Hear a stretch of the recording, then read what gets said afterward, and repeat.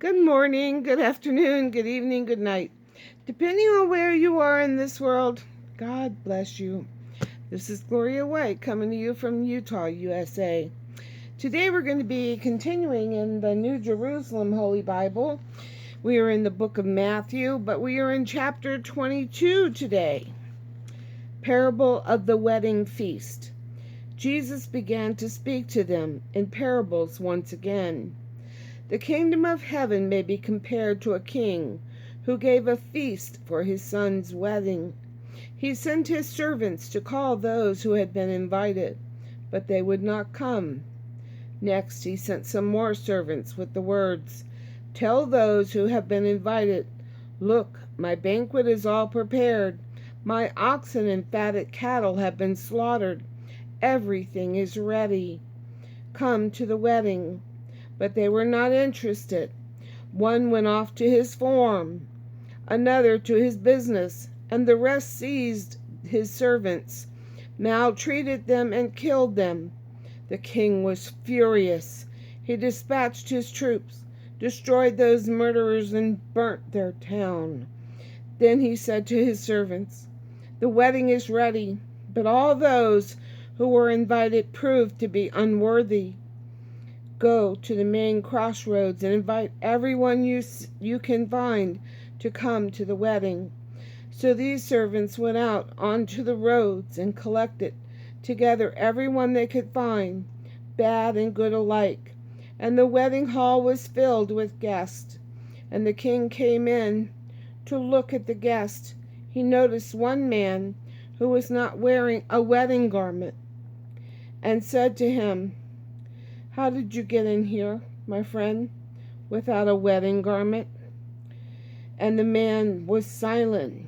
Then the king said to the attendants, 'Bind him hand and foot, and throw him into the darkness outside, where there will be weeping and grinding of teeth.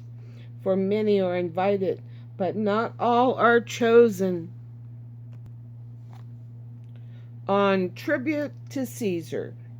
Then the Pharisees went away to work out between them how to trap him in what he said.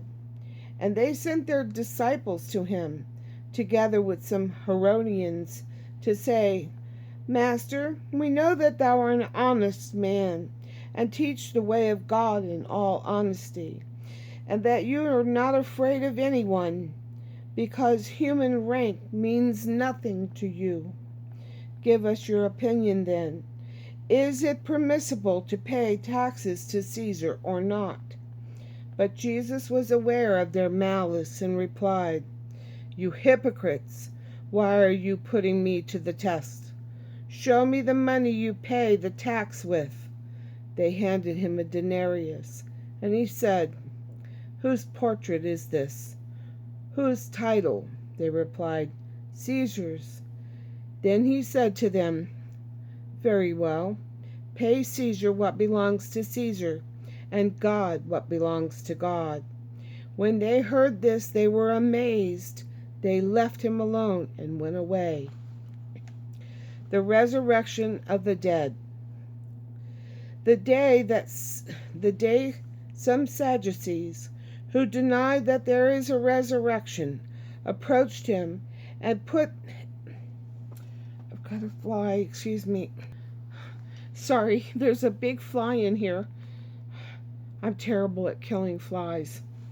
I tell you, I'll chase him until 7 days and he'll finally die, and I'll never once smack him.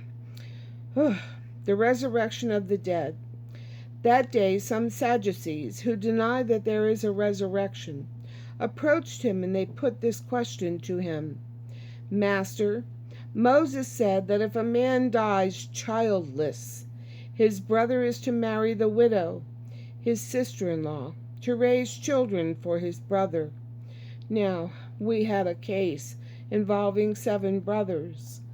The first married and then died without children, leaving his wife to his brother. The same thing happened to the second and third, and so on to the 7th. And then last of all, the woman herself died. Now at the resurrection, whose wife among the 7 will she be, since she had been married to all of them? And Jesus answered them, "You are wrong, because you understand neither the Scriptures nor the power of God. For at the resurrection men and women do not marry. No, they are like the angels in heaven. And as for the resurrection of the dead, have you never read that God himself said to you, 'I am the God of Abraham, the God of Isaac, and the God of Jacob'?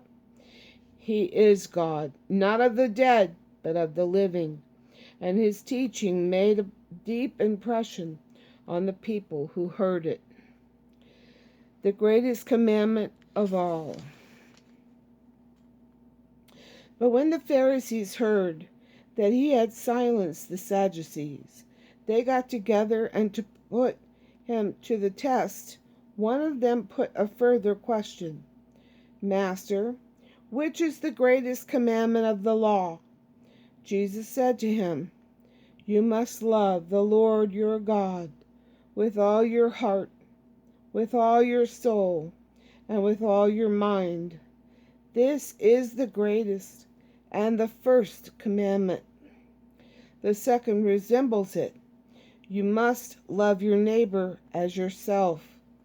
On these 2 commandments hang the whole law and the prophets too." Christ not only Son, but also Lord of David. Christ not only Son, but also Lord of David. While the Pharisees were gathered round, Jesus put them to this question: "What is your opinion about the Christ? Whose son is he?" They told him, "David's." He said to them, "Then how is it that David, moved by the Spirit, calls him Lord, when he says, 'The Lord declareth to my Lord, take your seat at my right hand, till I have made your enemies thy footstool'? If David calls him Lord, how then can he be his son?" No one could think of anything to answer in reply, and from that day no one dared to ask him any further questions. And as always, I love you. And there goes the fly again. Annie was over here just a minute ago chomping at him, trying to catch him. You know how dogs go like that, and try to get the bugs. Oh man, I'm hoping she's going to be successful, and that's going to put the end to that fly. She does chase him. It was funny when she was a little puppy.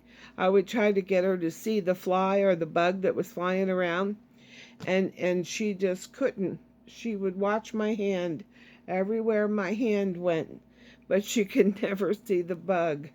Now she sees bugs. She'll look up and see the airplanes in the sky. She'll look at the birds on the post singing. It's amazing. Now her field of vision isn't just at her eye level, but she looks to the heavens as well. I thought that was pretty cool. Just wanted to share that with you. And as always, I love you.